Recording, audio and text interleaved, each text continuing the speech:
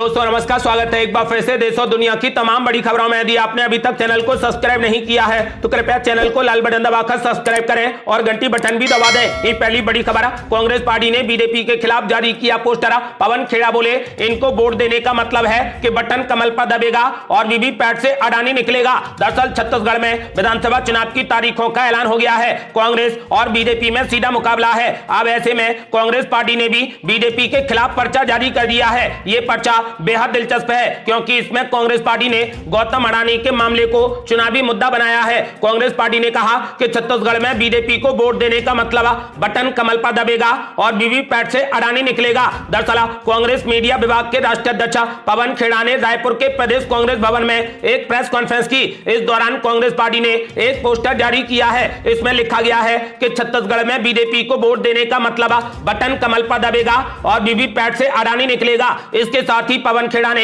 कांग्रेस सरकार के 5 साल के कार्यकाल में किए गए काम के अनुसार इस बार 75 से अधिक सीटें जीतने का दावा किया है। पवन खेड़ा ने मीडिया से बातचीत करते हुए कहा कि बीजेपी को वोट देने का मतलब छत्तीसगढ़ की संपदा अडानी को सौंपना है। अगली बड़ी खबर, छत्तीसगढ़ चुनाव के लिए आम आदमी पार्टी ने जारी की तीसरी लिस्ट। 11 उम्मीदवारों के नामों का कर दिया ऐलान। दरअसल छत्तीसगढ़ में चुनावी बिगुल बच चुका है। इसे देखते हुए पार्टियां अब अपने उम्मीदवारों की सूची बनाने और जारी करने में जुट गई हैं। इसी कड़ी में आम आदमी पार्टी ने विधानसभा चुनावों के लिए अपनी तीसरी लिस्ट जारी कर दी है। अपनी इस तीसरी लिस्ट में आम आदमी पार्टी ने 11 विधानसभा सीटों के उम्मीदवारों के नामों का ऐलान किया है। इससे पहले आम आदमी पार्टी उम्मीदवारों की 2 सूचियां जारी कर चुकी है। आम आदमी पार्टी अब तक कुल 33 सीटों पर अपने उम्मीदवारों के नामों का ऐलान कर चुकी है। इतना ही नहीं, दिल्ली के मुख्यमंत्री अरविंद केजरीवाल की और पंजाब के मुख्यमंत्री भगवंत मान की छत्तीसगढ़ में रैलियां भी हुई हैं। दरअसल आम आदमी पार्टी की ओर से प्रदेश की सभी 90 सीटों पर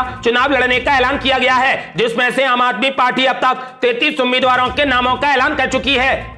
अगली बड़ी खबर, चुनाव से ठीक पहले अब राजस्थान में भी एक्टिव हो गई ईडी। मुख्यमंत्री अशोक गहलोत के करीबी कांग्रेस नेताओं के ठिकानों पर जमकर हुई छापेमारी। दरअसल राजस्थान प्रवर्तन निदेशालय यानी ईडी ने पेपर लीक मामले में बड़ा एक्शन लिया है। पेपर लीक मामले में ईडी ने जयपुर, डूंगरपुर, जोधपुर सहित 6 जगहों पर ताबड़तोड़ छापेमारी की है। ईडी ने मुख्यमंत्री अशोक गहलोत के करीबी और कांग्रेस नेता दिनेश खोड़निया और उनके रिश्तेदारों के आवासीय ठिकानों पर ताबड़तोड़ छापेमारी की। दिनेश खोड़निया मुख्यमंत्री अशोक गहलोत के बेहद करीबी माने जाते हैं। अगली बड़ी खबर, चुनावों में माननीयों के खाने पीने से लेकर हर खर्चों पर रहेगी चुनाव आयोग की नजर। चुनावों में खर्चों की रेट लिस्ट हो गई तय। चाय 5 रुपए, कॉफी 13 रुपए तो रसगुल्ले का दाम भी हो गया तय। दरअसल राजस्थान में विधानसभा चुनाव का बिगुल बच चुका है। तमाम राजनीतिक पार्टियां जोरों से चुनाव की तैयारियां कर रही हैं। वहीं अब निर्वाचन आयोग भी पूरे तरीके से एक्टिव हो गया है। इसी क्रम में जिला निर्वाचन अधिकारी और उदयपुर कलेक्टर अरविंद पोसवाल ने सभी जनप्रतिनिधियों और राजनीतिक पार्टियों के नेताओं के साथ बैठकर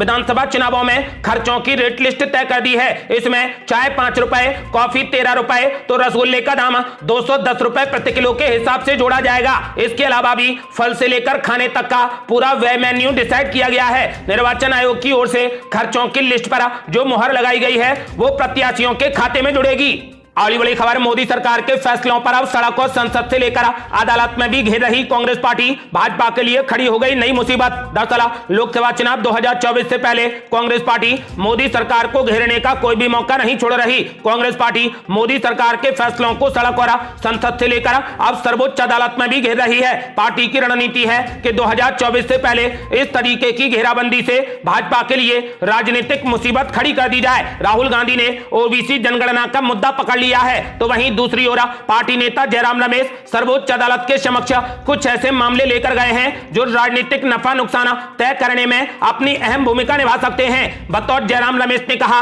कि सुप्रीम कोर्ट ने मेरी याचिकाओं को सुनने के लिए 7 न्यायाधीशों की एक पीठ का गठन किया है। इस पीठ की अध्यक्षता स्वयं भारत के मुख्य न्यायाधीश सीजेआई कर रहे हैं। ये पीठ मोदी सरकार द्वारा असंवैधानिक तरीकों से प्रमुख विधेयकों को धन विधेयक घोषित कर उन्हें पारित कराने के मामलों में उनकी याचिकाओं पर सुनवाई करेगी। आपको बता दें कि फिलहाल कांग्रेस पार्टी मोदी सरकार को सड़क और संसद के अलावा अब अदालत में भी जमकर घेर रही है। अगली बड़ी खबर, अपनी गिरफ्तारी और ईडी की हिरासत को दिल्ली हाई कोर्ट में संजय सिंह ने दे दिया खुला चैलेंज। दरअसल दिल्ली के चर्चित शराब नीति भ्रष्टाचार के मामले में गिरफ्तार आम आदमी पार्टी सांसद संजय सिंह ने अपनी गिरफ्तारी को खुली चुनौती दी है। ईडी ने उन्हें गिरफ्तार किया था, जिसके बाद से ट्रायल कोर्ट ने उन्हें ईडी हिरासत में भेजा है। आपको बता दें कि अब अपने अधिवक्ता के जरिए उन्होंने दिल्ली हाई कोर्ट में गिरफ्तारी और हिरासत के खिलाफ याचिका दाखिल की है, जिस पर आज ही सुनवाई हो सकती है। संजय सिंह की गिरफ्तारी के बाद ईडी ने दावा किया है कि उन्होंने 2 किस्तों में 3 करोड़ रुपए लिए हैं। केंद्रीय एजेंसी का दावा है कि इस मामले में कारोबारी दिनेश अरोड़ा ने पूछताछ में संजय सिंह की संलिप्तता उजागर की थी और रुपए मिलने की पुष्टि भी संजय सिंह से की थी। आपको बता दें कि अब संजय सिंह ने गिरफ्तारी और ईडी की हिरासत को दिल्ली हाई कोर्ट में खुला चैलेंज दे दिया है। अगली बड़ी खबर, कांग्रेस पार्टी ने 5 राज्यों में जीतने का बनाया धांसू प्लान। कांग्रेस आज जारी कर सकती है अपने उम्मीदवारों की लिस्ट। दरअसल देश के 5 राज्यों में होने वाले विधानसभा चुनावों के लिए तारीखों का ऐलान हो चुका है। राजस्थान, मध्य प्रदेश, छत्तीसगढ़, मिजोरम और तेलंगाना में वोट डाले जाएंगे। कई राज्यों में मुकाबला बीजेपी बनाम कांग्रेस के बीच है, तो कहीं त्रिकोणीय मुकाबला होने जा रहा है। सभी पार्टियों ने अलग अलग राज्यों के लिए अपने उम्मीदवारों के नामों का ऐलान करना शुरू कर दिया है। हालांकि अभी तक कांग्रेस पार्टी की तरफ से ऐसा नहीं किया गया है। वहीं इस बात की पूरी उम्मीद जताई जा रही है कि कांग्रेस पार्टी आज 5 राज्यों में हो रहे विधानसभा चुनावों के लिए अपने उम्मीदवारों की लिस्ट जारी कर सकती है। माना जा रहा है कि सबसे पहले छत्तीसगढ़ और मिजोरम के लिए उम्मीदवारों के नामों का ऐलान किया जाएगा। इसकी वजह यह है कि गुरुवार को कांग्रेस की केंद्रीय चुनाव समिति यानी सीईसी ने छत्तीसगढ़ और मिजोरम विधानसभा चुनावों के लिए उम्मीदवारों के चयन को लेकर चर्चा की है। कांग्रेस मध्य प्रदेश और राजस्थान के लिए भी कम से कम 100 सीटों पर अपने उम्मीदवारों के नामों का ऐलान कर सकती है। इसमें कुछ प्रमुख शहरों को टिकट दिया जा सकता है। गुरुवार को हुई सीसी की बैठक में कांग्रेस अध्यक्ष मल्लिकार्जुन खड़गे, सोनिया गांधी, राहुल गांधी के अलावा छत्तीसगढ़ के मुख्यमंत्री भूपेश बघेल और मध्य प्रदेश कांग्रेस के अन्य वरिष्ठ नेता शामिल हुए। तेलंगाना के लिए कांग्रेस उम्मीदवारों की लिस्ट सबसे आखिर में जारी करेगी। अगली बड़ी खबर, मुख्यमंत्री हेमंत बिस्वा शर्मा ने कांग्रेस पार्टी पर बोला जबरदस्त हमला।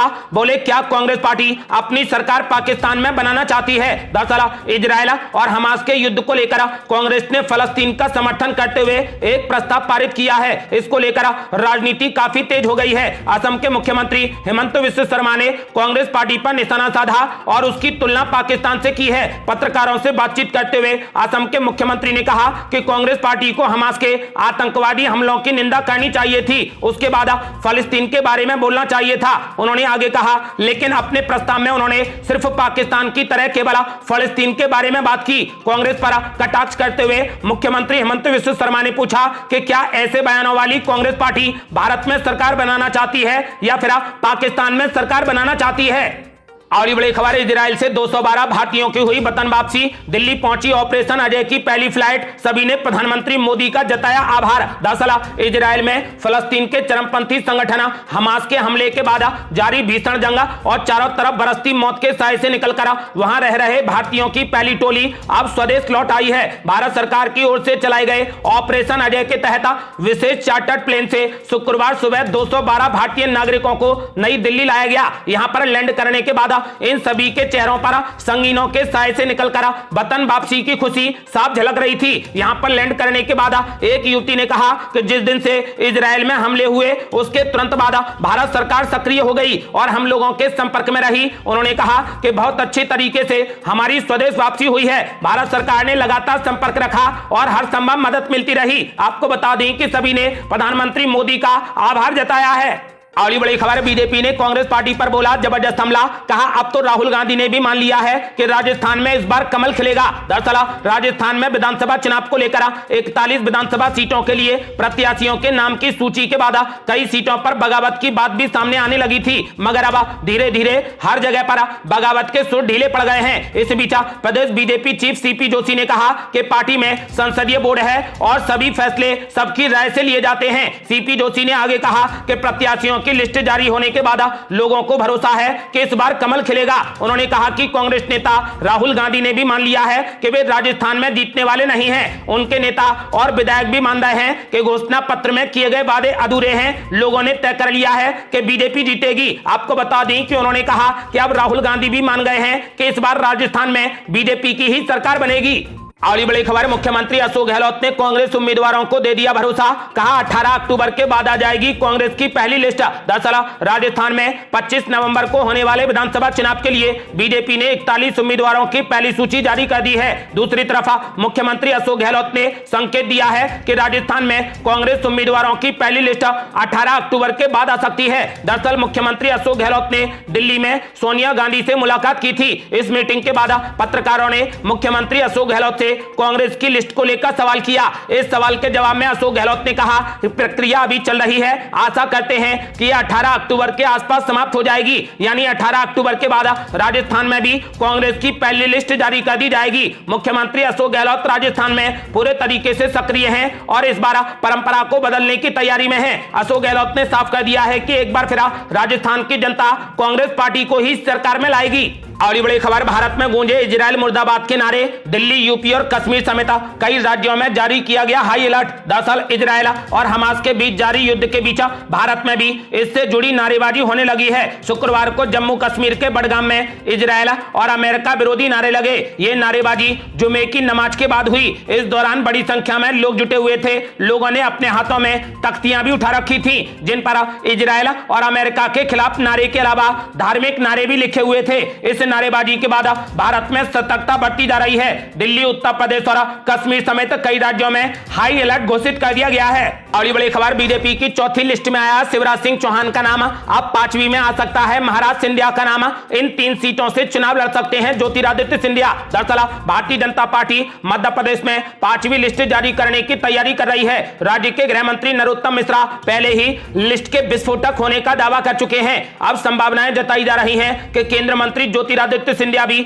चुनावी मैदान में उतर सकते हैं। हालांकि इसे लेकर पार्टी या केंद्र मंत्री की तरफ से आधिकारिक तौर पर कुछ भी नहीं कहा गया है। कहा जा रहा है कि रविवार को भाजपा की दिल्ली में बड़ी बैठक होने जा रही है। इसमें प्रधानमंत्री नरेंद्र मोदी, केंद्रीय गृह मंत्री अमित शाह और राष्ट्रीय अध्यक्ष जेपी नड्डा शामिल हो सकते हैं। अब तक भाजपा 4 सूचियों में 136 नामों का ऐलान कर चुकी है। राज्य में कुल 230 सीटें हैं। आपको बता दें कि संभावनाएं ऐसी हैं कि पार्टी ज्योतिरादित्य सिंधिया या उनके करीबी नेताओं को चुनावी मैदान में उतार सकती है। दरअसल यशोधरा राजे सिंधिया के चुनाव नहीं लड़ने के ऐलान के बाद ज्योतिरादित्य सिंधिया के नाम पर अब चर्चाएं तेज हो गई हैं। अब तक भाजपा की तरफ से 94 नामों का ऐलान किया जाना बाकी है। पार्टी ने मुख्यमंत्री शिवराज सिंह चौहान को बुधनी सीट की जिम्मेदारी सौंपी है। अब तक ज्योतिरादित्य सिंधिया के नाम को लेकर संशय बरकरार था। माना जा रहा है कि अगर ज्योतिरादित्य सिंधिया को टिकट देने का फैसला पार्टी करती है तो वो शिवपुरी जिले की 2 सीटों में से एक शिवपुरी या फिर कोलारस सीट या फिर